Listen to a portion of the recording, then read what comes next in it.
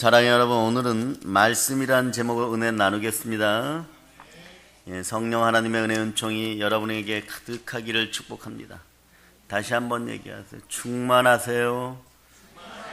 네, 아멘 할렐루야. 오늘 본문은 성경 말씀이 가져다주는 충만한 은혜와 유익에 대하여서 이야기하고 있죠. 말씀이 가져다주는 대표적인 축복은 무엇입니까? 미국의 34대 대통령이 누군지 다 아시죠? 누굽니까? 아이젠하워입니다. 그죠? 이미 알고 있는데 여러분이 겸손하셔서 대답을 안 하시는 거예요. 이분이 10살 되었을 때 할로윈데이 저녁에 그의 형들은 사탕을 얻으러 동네를 돌아다녀도 된다는 허락을 받았는데 아버지가 이 아이를 너무 사랑해갖고 너는 하지 말아라 그랬어요. 몇 번 졸랐는데도 계속 하지 말아라 그러니까 이 아이가 분노를 참지 못하고 10살짜리가 뛰쳐나가 사과나무를 주먹으로 있는 힘을 다해서 내리쳤습니다. 사과나무가 더 셉니까? 주먹이 더 셉니까? 혹시 주먹이 더 세시다는 분도 있죠? 손이 찢어졌어요. 그래서 피 흘리면서 아버지께 불려가서 또 막 야단을 엄청 물었어요. 그러니까 억울해갖고 막 방에서 울고 있는데 어머니가 들어오셔서 이런 얘기 저런 얘기 하시다가 잠언 16장 32절에 보면 자기를 다스릴 줄 아는 사람은 성을 정복하는 자보다 낫다. 요 말씀을 들려주셨어요. 그게 이상하게 마음이 평안해지더라는 것이. 이분이 76살이 되었을 때 회고록을 쓰셨는데 이렇게 기록을 했어요. 나는 그때의 대화를 내 삶에서 가장 중요한 순간 중 하나로 기억한다. 어머니는 내가 잘못했다는 것을 인정할 수 있게 해주었고 그 덕분에 스르르 잠이 들 만큼 마음이 편해졌다고 회고록에 썼어요. 여러분들도 여러분의 자녀들을 말씀으로 양육하시기를 바랍니다. 10살 때 손이 찢어질 만큼 주먹질한 걸 보면요, 아이젠하워 이분도 성격이 보통이 넘었던 거죠. 그죠? 분노가 막 일어나는 거죠. 분노에 대해서 어떻게 생각하십니까? 분노는 모든 사람에게 있어요. 있다고 마구 사용해서는 안 되겠죠. 혈기가 일어나면 삶은 넘어집니다. 그러나 혈기가 열기가 되고 열기가 열정이 되고 이것이 신앙 안에서 감당하지 못할 사명이 될 수 있기를 축복합니다. 그럼 여러분의 인생은 복되기 시작합니다. 분노를 잘 다스릴 수 있는 여러분 되시기를 바랍니다. 분노를 절제하고 조절할 수 있는 능력이 있어야 돼요. 그렇지 않으면 분노로 인하여서 잘 쌓아놓은 성을 한순간에 무너뜨릴 수도 있습니다.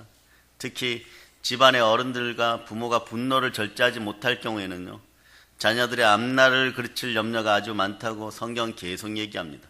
분노하기를 더디하는 자는 용사보다 낫고 영을 다스리는 자는 도시를 취하는 자보다 나으니라. 미련한 자는 분노를 단장에 나타내거니와 슬기로운 자는 수욕을 참느니라. 디모데 전서 2장 8절에 보면 그러므로 나는 모든 것에서 남자들이 진노하거나 의심하지 않고 거룩한 손을 들어 기도하기를 원하노라. 분노는요, 우리가 공들여 잘 쌓았던 인생의 성을 무너뜨릴 수 있습니다. 그런데 말이에요, 이게 잘 조절이 됩니까? 사람은 잘 변화되지 않습니다. 그러나 사람이 확실하게 변화가 될 때가 있어요. 바로 언제냐? 하나님의 말씀이 내 속에 들어와서 역사를 일으킬 때입니다. 여러분에게 오늘 치유의 역사가 일어나기를 바랍니다. 말씀 따라 회복의 역사가 일어나기를 바랍니다. 부흥의 역사가 일어나기를 바랍니다. 자녀들의 마음이 변화되기를 축복합니다. 말씀이 가져다주는 대표적인 축복 중에 하나는요, 사람의 변화입니다. 왜 그럴까요? 히브리서 4장 12절 13절이 근거의 말씀을 하죠. 하나님의 말씀은 살아있고 활력이 있어 좌우의 날선 어떤 것마다 예리하여 혼과 영과 및 관절과 골수를 찔러 쪼개기까지 하며 또 마음과 생각과 뜻을 판단하네. 지으신 것이 하나도 그 앞에 나타나지 않음이 없고 우리의 결산을 받으실 이의 눈앞에 만물이 벌거벗은 것 같이 드러나느니라. 아멘 할렐루야. 혼과 영과 및 관절과 골수가 찔러 쪼개주고 마음의 변화의 역사가 충만히 일어나기를 축복합니다. 사람을 변화시켜주는 것은요, 말씀이었어요. 하나님의 말씀입니다.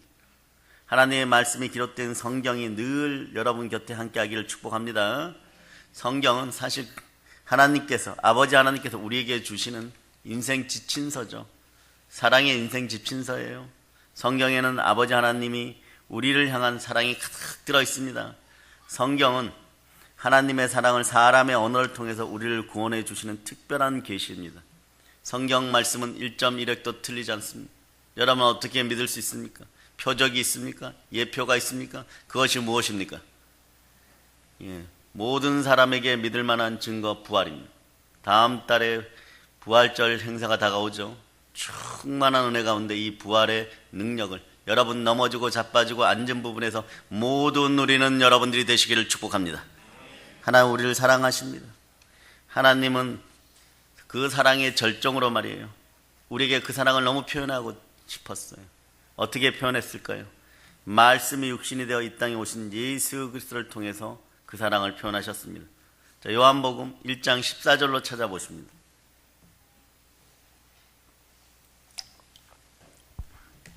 자, 1장 14절. 자, 여러분들이 합독하십니다.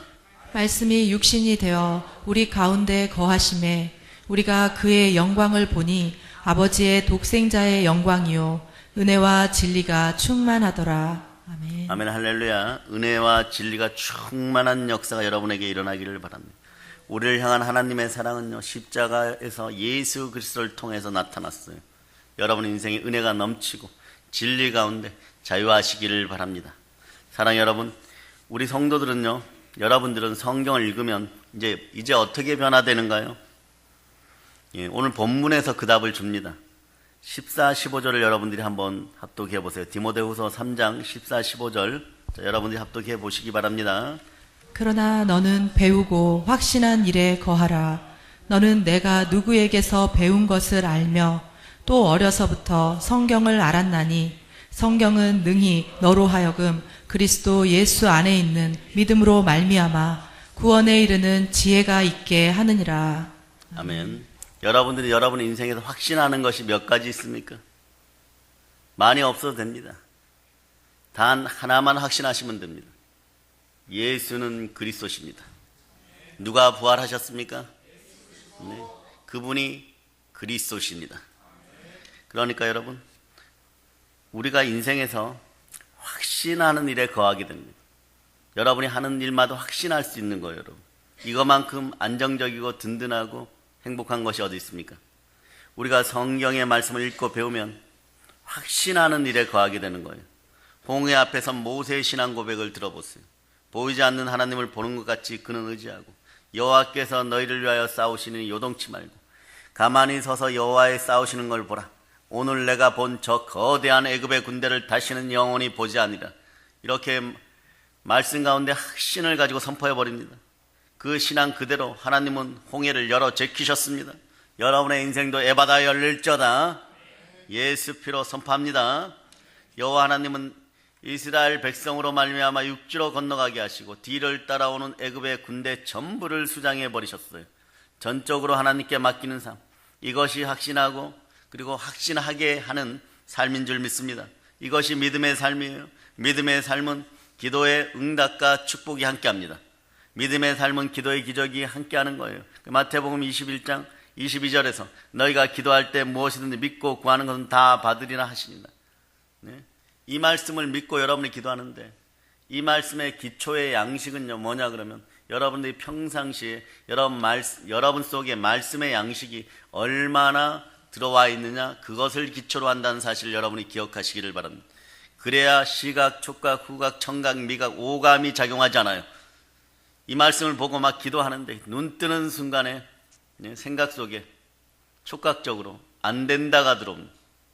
안 된다라고 생각하는 그런 것들이 다 사라지는 여러분의 역사가 있기를 바랍니다. 믿었으면 그대로 나은 줄 믿고 다리가 나으면 나은 줄 믿고 일어서면 일어선 줄 믿고 문제가 해결되면 해결된 줄 믿고 일어설 수 있는 여러분 되시기를 바랍니다. 그래서 성도는 성경 말씀을 통해 배운 지식을 마음속에 확고하게 믿을 때 성령의 지혜가 함께하는 거예요. 그러고 나면 뭐 해야 됩니까? 행하면 믿음이 되어서는 안 됩니다. 실천하는 믿음 생활을 해야 될 줄을 믿습니다. 성령님의 도움으로 믿음으로 실천하는 믿음 생활들이 다 되시기를 바랍니다. 여기에 역사가 있는 것이에요. 여기에 기적의 역사가 있는 것이에요. 성경 말씀을 읽고 들을 때 우리는 변해가는 것입니다. 여러분들은 완전하게 변하지는 않아요. 그러나 온전하시기를 바랍니다. 일할 때마다 그때그때 온전하시기를 바랍니다. 우리에게는 믿음이 생겨요. 믿음은 어떻게 생깁니까? 로마서 10장 17절에 얘기하죠. 여러분 다 암송들 하시죠? 네, 한번 암송해 보십니다. 시작.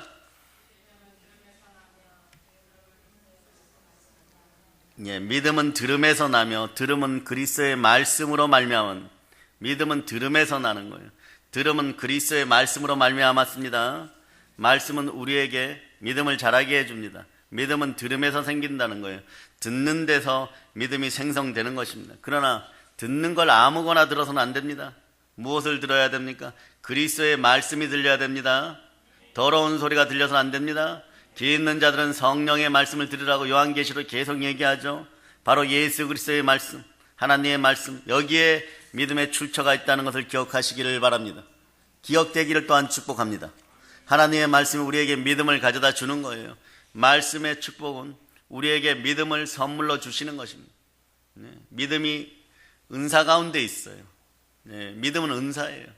성령께서 선물로 주셔야 돼요. 이 믿음의 은사가 여러분과 함께 하기를 바랍니다. 그 은사가 다가오기를 바라시는 분들은 말씀 가운데 여러분이 있으시기를 바랍니다. 믿음이라는 것이 사실 최고로 귀한 거죠. 우리가 믿음으로 구원받습니다. 믿음으로 세상을 이겨나갑니다. 산도 평지가 되게 만들어버립니다. 여러분의 태산같이 높은 문제들도 평지로 만들어버립니다. 믿음으로 천국 갑니다. 믿음으로 기적을 보게 됩니다. 믿음으로 모든 복을 받아 누립니다. 이렇게 볼 때 믿음은 참으로 귀한 선물이잖아요. 그죠? 그런데 믿음이 크면 클수록 큰 축복을 받는다는 건 당연한 거예요. 믿음에 비례해서 축복도 비례하는 것입니다. 이런 믿음의 공급처가 바로 하나님의 말씀이라는 것이에요. 하나님께서 찾아오신 나이가 99세예요. 누구에게 찾아오셨습니까? 여러분이 아는 아브라함입니다. 찾아오셔서 이를 밖으로 불러내요. 그리고 하늘의 별을 바라보게 하시면서 이렇게 말씀합니다. 너의 후손이 하늘의 별과 같이 많으리라.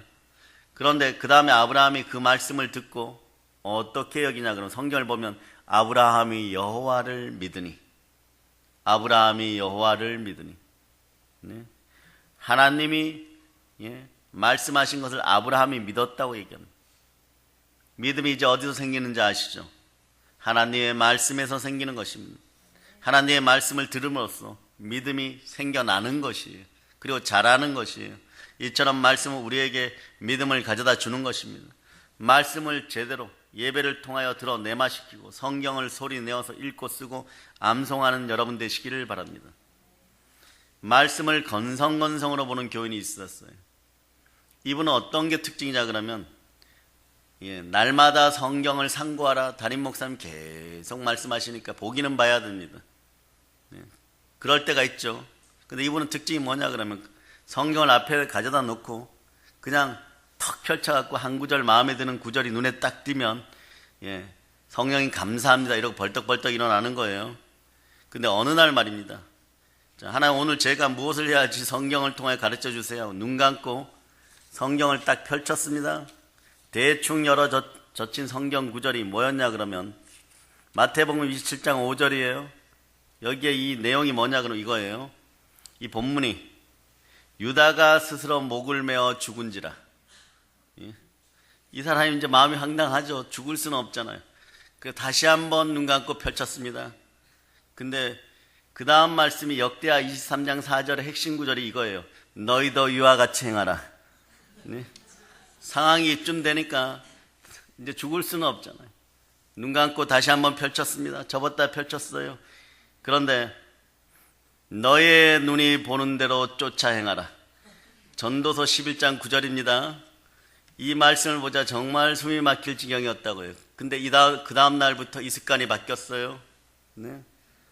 실제로 어떤 분이 이런 걸 요약해서 올려놓았는데 이게 진실이었다고 계속해서 댓글이 달리는 걸 봅니다. 이런 식으로 사용하라고 하나님의 말씀을 주시지는 않았습니다. 말씀이란 것이 무엇이에요? 성령님과 함께 차분히 읽고 레마시킬 때 삶이 변화된다는 것을 확실히 여러분들이 믿으시기를 바랍니다. 그러기에 모든 성경은 처음부터 은혜 가운데 다 읽어야 돼요. 창세기 읽고 출애굽기 읽다 보면 레위기부터 막 헷갈리기 시작하죠. 민수기 오면 막 사람 가계 조사나 하고 사람 수나 세고 이걸 왜 읽어야 되나 이런. 그래도 뜻이 있고 그 안에 하나님의 사랑이 흘러넘침을 여러분들이 보게 됩니다. 하나하나 모두 다 읽으시는 여러분들 되시기를 바랍니다. 그러면 사랑하는 여러분, 하나님의 말씀이 어떤 것이기에 과연 믿음을 줄까요? 말씀은요, 영이고 생명이기 때문에 그렇습니다. 이 구절은 찾아봅니다. 요한복음 6장 63절이. 요한복음 6장 63절.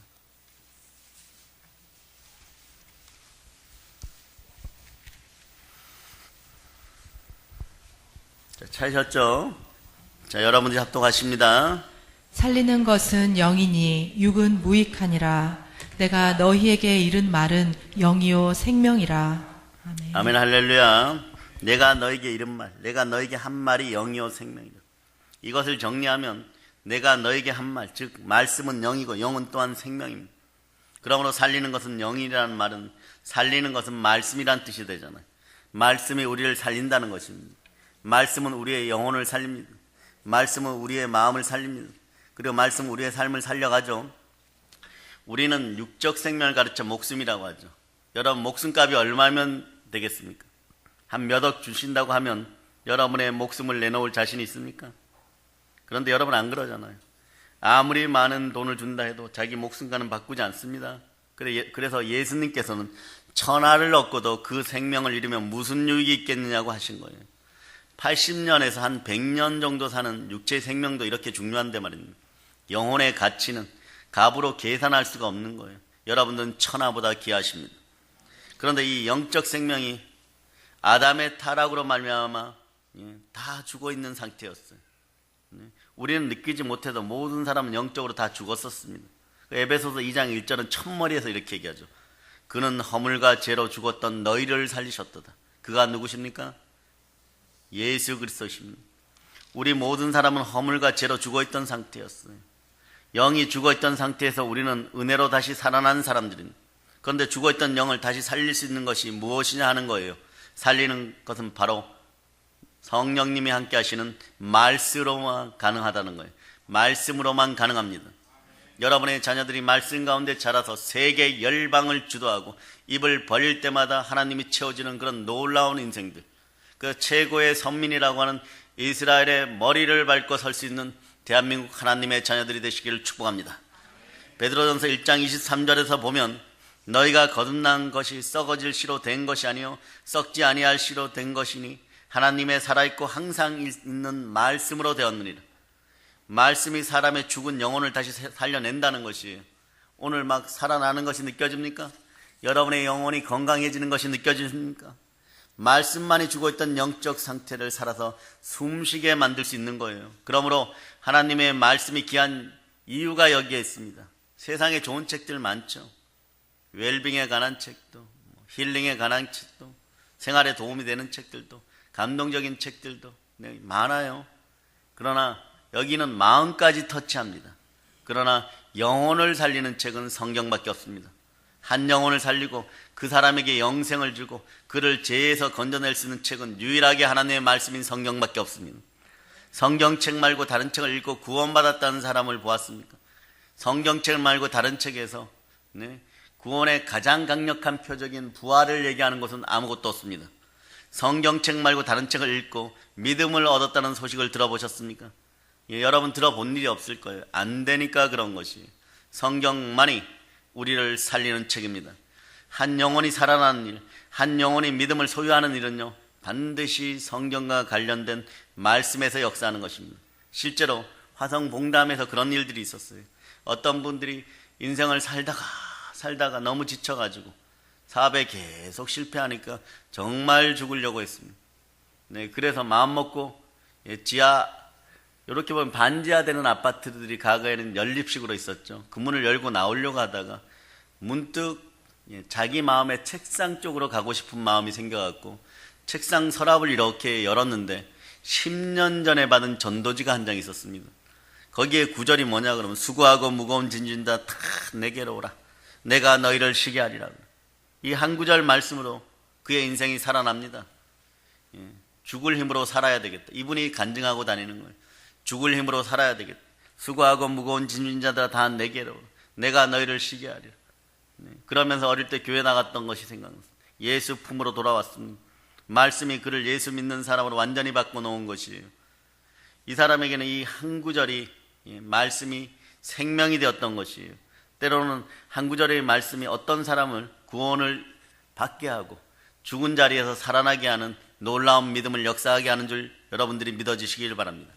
이분을 구원에 이르는 믿음을 제공하는 것이 그냥 수고하고 무거운 짐진 자 다 내게로 오라, 내가 너희를 쉬게 하리라, 그것만 눈에 들어왔다는 것이에요. 이것이 말씀이 우리에게 주는 가장 원초적인 축복입니다. 이 복들이 여러분에게도 함께함을 선포합니다. 사랑의 여러분, 영혼을 살리고 믿음을 주는 것은 바로 하나님의 말씀이에요. 하나님의 말씀은 우리에게 믿음을 줍니다. 하나님의 말씀은 우리 영혼까지 살려내는 하늘의 선물인 줄을 믿어주시기를 바랍니다. 또 그리고 여러분, 말씀은 또 어떤 축복을 줍니까? 하나 더 제가 준비하였는데 그것은 뭐냐? 말씀은 형통의 축복을 줍니다. 시편 여러분 다 암송하시죠? 1편만요. 자, 1편 한번 펼쳐보십니다. 자, 아멘 하셨으니까 아멘 하신 분은 시편을 처음부터 끝까지 암송하시기를 바랍니다. 자, 시편 1편 1절로부터 3절 여러분이 한번 암송해 보세요. 복 있는 사람은 악인들의 꾀를 따르지 아니하며 죄인들의 길에 서지 아니하며 오만한 자들의 자리에 앉지 아니하고 오직 여호와의 율법을 즐거워하여 그의 율법을 주야로 묵상하는도다. 그는 시냇가에 심은 나무가 철을 따라 열매를 맺으며 그 잎사귀가 마르지 아니함 같으니 그가 하는 모든 일이 다 형통하리로다. 3절에 보면 저는 시냇가에 심은 나무가 시절을 쫓아 과실을 맺으며 그 잎사귀가 마르지 아니함 같으니 그 행사가 다 형통하리로다. 시냇가에 심은 나무는요 늘 생수를 공급받습니다. 그죠? 그러니까 잎사귀가 싱싱합니다. 추수 때가 되면 풍성한 열매를 맺습니다. 여러분들 이런 풍성한 열매를 매일 시마다 때마다 말씀 가운데 맺으시기를 축복합니다. 마찬가지로 말씀을 공급받는 우리는요, 공급받는 사람들은 말이에요, 말씀과 끈이 연결되어 있기 때문에 삶이 싱싱하고 삶의 열매가 풍성히 맺는다는 거예요. 그 일이 다 형통하게 된다는 것입니다. 형통이라는 것은요 고난이나 어려움이 전혀 없다는 뜻이 아니에요. 여러분, 형통이란 국어사전에서 찾아보잖아요. 뜻대로 잘 되어 가는 것 이렇게 얘기하기는 하지만, 그러므로 형통이라는 것은요 고난이나 어려움이 오더라도 이것을 이기고 결국에는 잘 되는 것이라고 할 수 있습니다. 영혼육이 나중에 다 복받는 것이, 물질 부분만 아니라 영권, 인권, 물권이 다 형통한 여러분들이 되시기를 바랍니다. 그래서 예레미야 17장 8절에서는 그는 물가에 신기운 나무가 그 뿌리를 강변에 뻗치고 더위가 올지라도 두려워 아니하며 그 입이 청정하며 가무는 해에도 걱정이 없고 결실이 그치지 아니함 같으리라고 말씀하는 거예요. 우리 인생도 동일합니다. 여러분, 어떤 척박한 환경 속에서도 생수의 근원인 말씀과 끈이 연결된 삶을 살아가게 되면 삶이 열매를 맺습니다. 결국은 삶이 풍성하게 충만하게 형통하게 됨을 믿습니다. 특별히 마음의 평강이 임하시기를 축복합니다. 우울증, 조울증이 웬 말입니까? 예수 피건세라 명하는 중독의 영들과 함께 다 떠나감을 선포합니다. 성경에서 형통의 사람 하면 누가 먼저 떠올라요?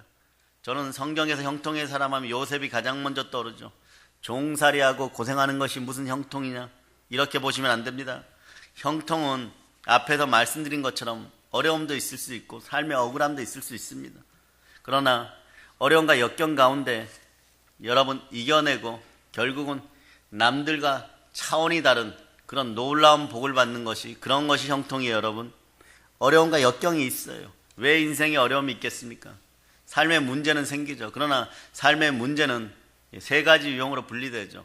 문제가 왔을 때 문제 속에 갇혀도 절대 못 일어나는 사람. 두 번째는 문제로부터 도망가고 싶은데 겨우겨우 살아가는 사람. 세 번째는 문제를 밟고 일어나는 사람들입니다. 여러분들은 어느 유형에 속합니까? 세 번째, 여러분 문제의 머리를 밟고 일어설 수 있는 여러분 되시기를 바랍니다. 네. 그래서 여러분 중보 기도해 주세요. 믿음의 형제들이 어렵고 힘들 때마다 중보 기도해 주세요. 설 자리에 서게 하고 반드시 이길 자리에서 이길 수 있도록 기도해 주는 여러분 되시기를 바랍니다. 그분들은 그 시간에 기도할 수 없고 말씀 볼 수 없는 그런 상황에 처해 있을 수 있습니다. 생명이 공급되고 능력이 공급되어야 되는데 차단된 상태에서 싸우고 있다는 것을 여러분이 기억해야 돼요. 그럴 때 아론과 훌이 되어서 그분들의 손을 들어주는 여러분이 되시기를 바랍니다. 아멘, 할렐루야. 결국 그 모든 것을 이겨내고 더 좋게 되는 것이 형통이에요, 여러분. 요셉이 종살이 하면서 처음에는 어려움이 왜 없었겠어요? 구박을 받았을 거예요. 서러움도 많았을 거예요. 우상을 섬기던 이방 땅에서 하나님만 섬긴다고 하니까 정말 미움받았을 거예요. 하지만 요셉은 하나님의 은혜로 이 모든 것을 결국 다 이기게 됩니다. 요셉이 보디발의 집으로 팔려갔잖아. 보디발이 자기들의 종들을 쭉 살펴보는데 새로 들어온 히브리 사람 요셉이 눈에 띄는 거예요. 희한하게도 요셉이 가는 곳마다, 일하는 곳마다, 요셉이 맡은 일마다 전 사람에 비해서 월등하게 일의 결과가 좋게 나타나는 거예요.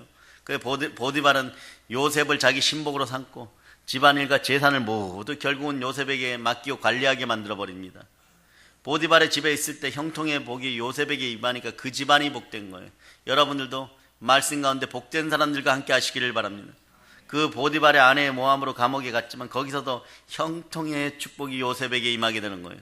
그 요셉이 이집트의 총리가 된 후에도 그곳에 형통의 축복이 임합니다. 처음에는 한 집안을 일으켜 세우고 나중엔 나라를 일으켜 세우는 그런 형통의 복이 여러분과 여러분의 자녀들에게 함께 하기를 축복합니다. 왜 그러면 여러분 요셉이 이런 형통의 축복을 받았을까요? 하나님의 말씀 때문에. 요셉이 과거 소년 시절에 하나님의 말씀을 받았습니다. 무엇을 통해서요? 꿈을 받아서. 구약에서는 하나님이 직접 현현하실 때가 많았습니다. 꿈으로 나타나실 때가 있었어요. 야곱도 베델에서 꿈속에서 하나님을 만났습니다. 요셉에게도 꿈으로 오셔서 말씀해 주셨어요. 그 꿈의 말씀은 해와 달과 11별이 자기에게 절하는 내용입니다. 누구나 이걸 해석할 수가 있죠. 너무 쉽게 오셨어요. 단순하게 말씀이 왔습니다. 영향력 있는 지도자가 된다는 것으로 받아들였어요. 이 단순한 말씀이 그의 가슴 깊이 새겨져 가지고 그의 고난과 역경, 억울한 가운데도 그 험난한 가정 속에서도 앞으로 나아가는데 결정적인 영향을 준 것이에요. 여러분도 마찬가지예요. 여러분의 믿음을 뒤로 하지 말고 말씀 붙들고 앞으로 담대하게 나가시기 바랍니다. 그러면 상이 큽니다. 요셉도 사람이잖아요. 어찌 때로 좌절과 낙심이 찾아오지 않았겠어요. 너무 억울하고 막 분노가 들끓어 올랐겠죠. 그러나 그것이 그 혈기가 열기로 바뀌고 열기가 열정으로 바뀌고 담대한 믿음으로 바뀌는 것은 하나님의 말씀입니다. 그때마다 고난을 극복할 수 있었던 힘은요, 그의 가슴에 새겨진 하나님의 말씀이었어요. 여러분에게도 하나님의 말씀의 약속이 분명히 있습니다. 그 말씀 붙들고 승리하는 여러분 되시기를 바랍니다. 자, 민수기 23장 19절을 여러분이 한번 찾아보시겠습니다. 민수기 23장 19절. 자, 여러분 찾으셨죠? 자, 여러분들이 합독하시기를 바랍니다. 하나님은 사람이 아니시니 거짓말을 하지 않으시고 인생이 아니시니 후회가 없으시도다. 어찌 그 말씀하신 바를 행하지 않으시며 하신 말씀을 실행하지 않으시랴. 하나님이 약속하신 것은, 말씀을 통하여 약속하신 것은 반드시 이루어 주십니다. 여러분, 능치 못할 일이 말씀 가운데 없음을 여러분들이 아시고 그리스도 안에서 모든 것이 이해가 되기를 축복합니다. 사랑하는 여러분, 이렇듯 하나님의 말씀은요, 그 말씀 속에 하나님의 능력이 역사하시는 거예요. 말씀 속에 우리의 삶을 이기게 하는 힘이 있습니다. 말씀 속에 어려움을 극복하게 하는 능력이 있어요. 말씀으로 충만하시기를 축복합니다. 형통의 축복이 함께하기를 축복합니다. 말씀의 씨앗이 요셉을 역경과 고난 가운데 하루하루를 살게 하고 그러나 그를 이기게 하였더니 결국은 애굽의 총리가 되었습니다. 그 속에 심겨진 말씀이 결국 그를 형통의 길로 인도했던 거예요. 말씀이 그를 인도했습니다. 그렇습니다. 하나님의 말씀은 축복의 씨앗인 거예요. 이 말씀이 국가에 떨어지면 그 국가가 형통합니다. 하나님의 말씀이 가정에 떨어지면 그 가정이 형통한 거예요. 하나님의 말씀이 개인에게 떨어지면 그 개인이 형통하게 되는 줄 믿습니다. 왜냐하면 성령 하나님이 그 순간에 함께하여 주십니다. 하나님의 말씀을 이렇게 형통케 하고 번성케 하고 잘되게 하는 축복이 들어있어요. 오늘 치유의 역사가 함께하기를 축복합니다. 하나님의 말씀이 이런 큰 축복을 준다면 여러분 이 말씀을 반드시 받아야 되겠죠.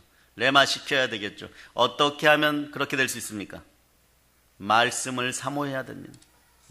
베드로전서 2장 2절에서 보면 갓난 아기들 같이 순전하고 신령한 젖을 사모하라. 이는 그로 말미암아 너희로 구원에 이르도록 자라게 하려 합니다. 신령한 젖은 말씀을 뜻합니다. 말씀을 사모하되 갓난 아기들이 엄마 젖을 사모하는 것이 사모하라는 뜻이에요. 그리고 사모라는 이런 것이라고 나와 있더라고요. 둥지 속에 새끼 새들이 짹짹거리고 입을 딱딱 벌려서 어미새가 자기에게 먹이를 주기를 간절히 바라는 마음, 이것이 사모입니다. 여러분이 말씀을 이렇게 받아 드십니까? 간절히 말씀을 사모하시기를 바랍니다. 이렇게 말씀을 사모하며 받을 때 내 속에 믿음이 자라고 내가 형통한 사람이 된다는 거예요. 특히 이 신령한 말씀을 사모하고 먹는 방법 하나만 소개를 하면, 설교 때는 잘 듣고 말씀을 듣고 마음으로 믿을 수 있기를 축복합니다. 에스겔 3장 10절에서 또 내게 이르시되 인자야, 내가 너에게 이를 모든 말을 너의 마음으로 받으며 귀로 들으라. 마음으로 받고 귀로 듣는 여러분이 되시기를 바랍니다. 귀가 씻기우고 마음에 말씀이 들어가기를 바랍니다. 집중해서 말씀을 들으시기를 바랍니다. 그리고 쓰고 암송하고 필사하는 능력까지 더해주시기를 바랍니다. 예배의 설교를 잘 들으세요. 설교를 열심히 듣고 그 가운데 실천하는 삶이 되면 반드시 여러분들은 삶에 형통하게 됩니다. 말씀을 사랑하여 모든 방법을 동원하여서 취하시기를 바랍니다. 형통의 복, 다시 얘기하면 충만한 부요가, 땅에서 충만하고 땅을 정복하고 땅을 다스리는 충만한 부요가 말씀 속에 심겨져 있습니다. 네, 그래서 이사야 55장 3절로 한번 찾아보세요. 이사야 55장 3절. 자, 찾으셨죠? 자, 합독하시기를 바랍니다. 너희는 귀를 기울이고 내게로 나아와 들으라. 그리하면 너희의 영혼이 살리라. 내가 너희를 위하여 영원한 언약을 맺으리니 곧 다윗에게 허락한 확실한 은혜이니라. 여기에 보면 하나님의 말씀을 듣는 것, 하나님의 음성을 잘 듣는 사람에게 축복이 약속되어 있어요. 첫째, 너희 영혼이 살리라. 너희 영혼이 살리라. 말씀을 들을 때 영과 혼이 소생하게 됩니다. 듣는 자는 살아납니다. 또 하나는 확실한 은혜를 받게 될 것이라고 말씀합니다. 그러므로 말씀에 귀를 기울여야 되는 거예요. 말씀을 들어야 되는 거예요. 마음을 기울여 들어야 되는 거예요. 레마 되기를 축복합니다. 레마란다는 확실하게 바위에 글을 새기듯이 확실히 나의 것이 되는 것이에요. 그런 인생들이 되시기를 축복합니다. 안 들리시면, 이해가 되지 않으시면 하나님께 들을 수 있는 길을 달라고 기도하시기를 바랍니다. 성령님 도와달라고 기도하는 여러분 되시기를 바랍니다. 말씀과 살아가는 2019년 한 해 동안 영권의 축복이 주어지기를 축원합니다. 말씀을 듣고 귀를 기울일 때 내 속에 믿음이 생기고 내 삶에 충만한 부요, 여러분의 것입니다. 형통의 축복이 여러분의 것입니다. 아멘, 할렐루야. 사랑하는 여러분, 이제 말씀을 정리합니다. 오늘 들은 말씀이 무엇입니까? 하나님의 말씀은 축복의 선물이라는 것이에요. 하나님의 말씀은 형통의 선물이라는 것이에요. 하나님의 말씀은 은혜의 선물이라는 것이에요.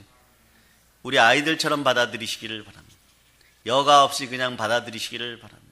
네. 어떤 축복이 있습니까? 우리를 변화시켜주는 거예요. 우리 인생에 확신하는 일에 거하게 만들어줍니다. 우리에게 믿음을 줍니다. 우리를 형통의 삶으로, 충만한 부요의 삶으로 인도하는 줄을 믿어주시기를 바랍니다.